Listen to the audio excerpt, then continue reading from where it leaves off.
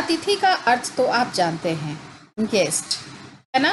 अतिथि 2-1 दिन के लिए ही अच्छे लगते हैं, लेकिन यहाँ ऐसे अतिथि के बारे में कहा गया है जिसे जाने की तिथि का पता नहीं है। तुम कब जाओगे अतिथि? आज तुम्हारे आगमन के चतुर्थ दिवस पर यह प्रश्न बार बार मन में घुमड़ रहा है। तुम कब जाओगे अतिथि? अभी जैसा कि मैंने कहा, अतिथि सिर्फ कुछ दिनों के लिए ही अच्छे लगते हैं, लेकिन ये अतिथि चतुर्थ दिवस यानी कि 4 दिनों से यहाँ रह रहा है। तुम जहाँ बैठे निसंकोच सिगरेट का धुआं फेंक रहे हो, उसके ठीक सामने एक कैलेंडर है, देख रहे हो ना। ये लेखक का मन कह रहा है उस अतिथि के लिए जो कहीं पर जाकर अपना अड्डा जमा देते हैं।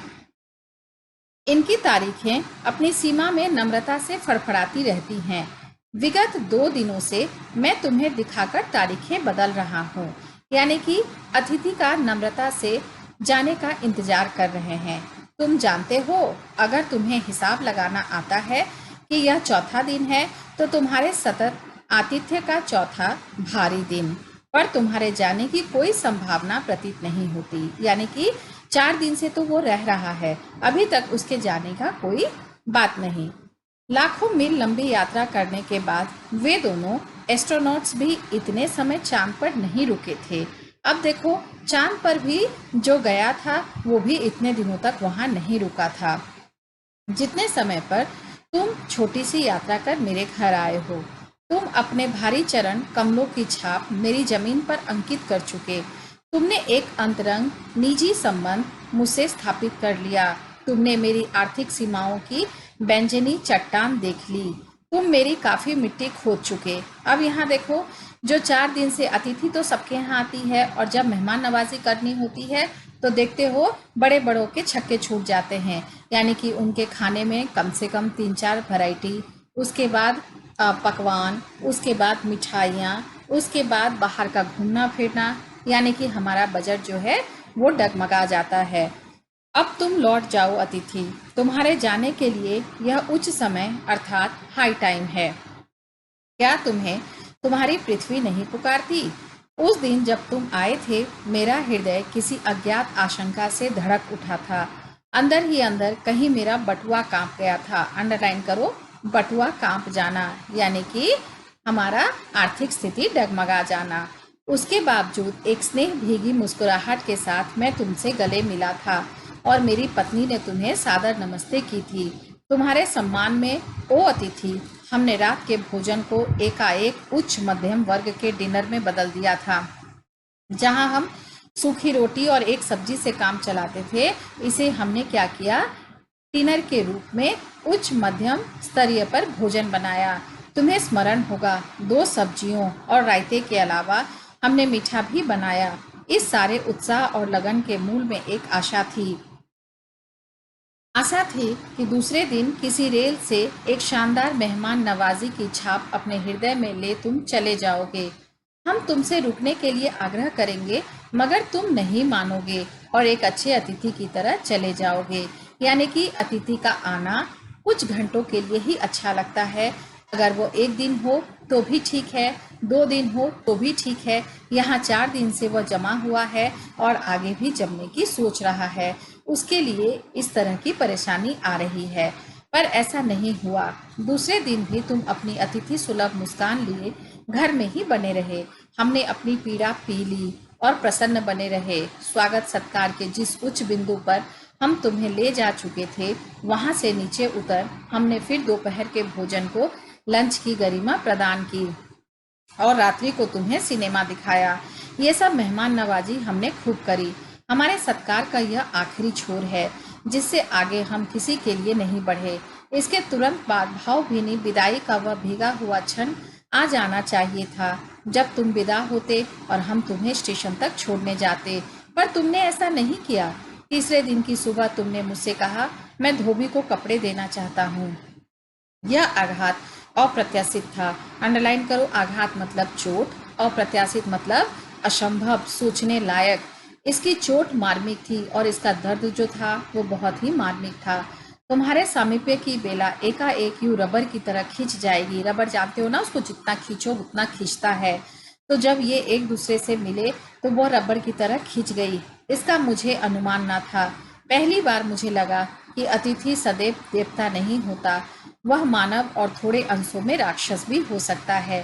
तो यहाँ पर मानव के रूप में उन्होंने अतिथि को राक्षस का रूप देना चाहा। किसी लॉन्ड्री पर दे देते हैं, जल्दी धुल जाएंगे, मैंने कहा।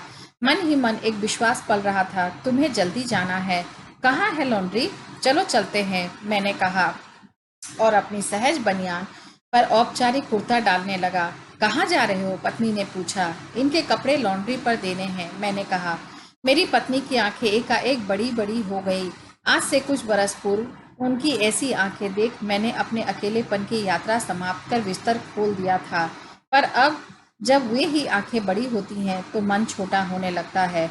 वे इस आशंका और भय से बड़ी हुई थी कि अतिथि अधिक दिनों तक ठहरेगा, और आशंका निर्मूल नहीं थी।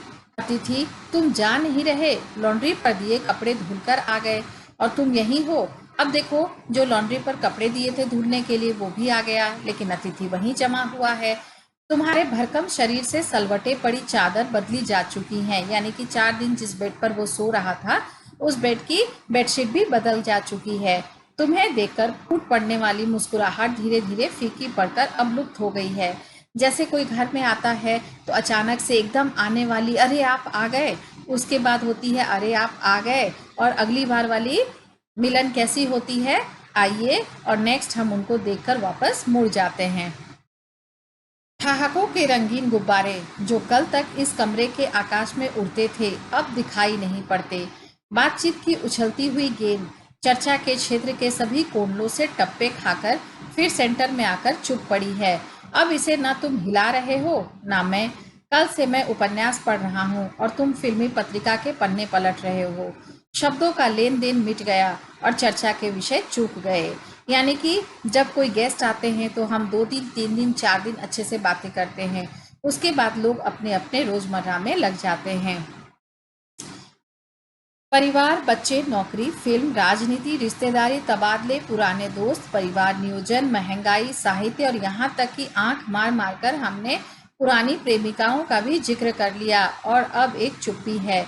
सौहार्द अब सने सने बोरियत में रूपांतरित हो रहा है। यानी कि सौहार्द मतलब एक दूसरे से मिलने की खुशी अब कैसा लग रहा है, बोरिंग सा फील हो रहा है। भावनाएं गालियों का स्वरूप ग्रहण कर रही हैं। जो फीलिंग्स थी वो अंदर अंदर अब चुभ रही हैं। पर तुम जा नहीं रहे। किस अदृश्य गोंद से तुम्हारा व्यक्तित्व यहाँ चिपक गया है? गोंद मतलब फेविकॉल टाइप समथिंग। मैं इस भेद को सपरिवार नहीं समझ पा रहा हूँ। बार बार यह प्रश्न उठ रहा है, तुम कब जाओगे अतिथि? कल पत्नी ने धीरे से पूछा था। कब तक टिकेंगे ये? मैंने कंधे उचका दिए। क्या कह सकता हूँ? मैं तो आज खिचड़ी बना रही हूँ, हल्की रहेगी। बनाओ। सत्कार की ऊष्मा समाप्त हो रही थी। अब देखो, खिचड़ी हम कब खाते हैं? जब हमारा तबीयत कुछ ठीक नहीं रहता, जब हमें कुछ तकलीफ होती है। अब जो घर की स्थिति है ऐसी हो गई है, 2 और 3 रंग की सब्जी और रायते से निकलकर खिचड़ी पर अटक गई है। डिनर से चले थे, खिचड़ी पर आ गए। अब भी अगर तुम अपने बिस्तर को गोलाकार रूप नहीं प्रदान करते तो हमें उपवास तक जाना होगा। अब देखो, हम खिचड़ी तक आ गए। यहाँ गोलाकार रूप देने का मतलब क्या है? अगर आप बिस्तर को नहीं समेटते, यहाँ से अगर प्रस्थान नहीं करते, तो हो सकता है हमें फास्टिंग भी करना पड़े। तुम्हारे मेरे संबंध एक संक्रमण के दौर से गुजर रहे हैं। अब संक्रमण कब होता है? जैसे कम्युनिकेबल डिजीज होते हैं, उसी तरह का इनका रिलेशनशिप जो है वो हो रहा है।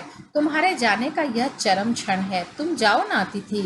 तुम्हें यहाँ अच्छा लग रहा है ना, मैं जानता हूँ। दूसरों के यहाँ अच्छा लगता है। अगर बस चलता तो सभी लोग दूसरे के यहाँ रहते, पर ऐसा नहीं हो सकता। अपने घर की महता के गीत इसी कारण गाए गए हैं। होम को इसी कारण स्वीट होम कहा गया है कि लोग दूसरे के होम की स्वीटनेस को काटने ना दौड़े।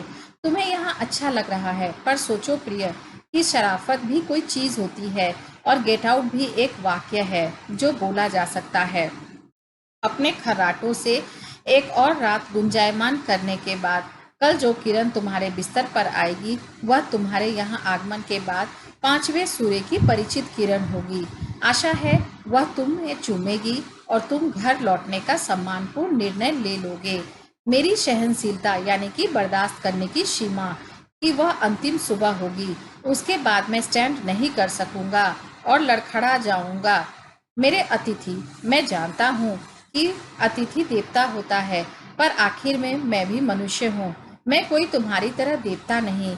एक देवता और एक मनुष्य अधिक देर साथ नहीं रहते।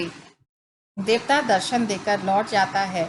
तुम लौट जाओ अतिथि, इसी में तुम्हारा देवत्व सुरक्षित रहेगा। यानी कि अतिथि को आज बरसों से जो परंपरा देव कहती आ रही है उसे भी सुरक्षित रखना होगा। यह मनुष्य अपनी वाली पर उतरे उसके पूर्व तुम लौट जाओ। उफ, तुम कब जाओगे अतिथि। तो इस तरह के अतिथि के लिए यह एक हास्य कहानी है। यहाँ कुछ अर्थ दिए हुए हैं।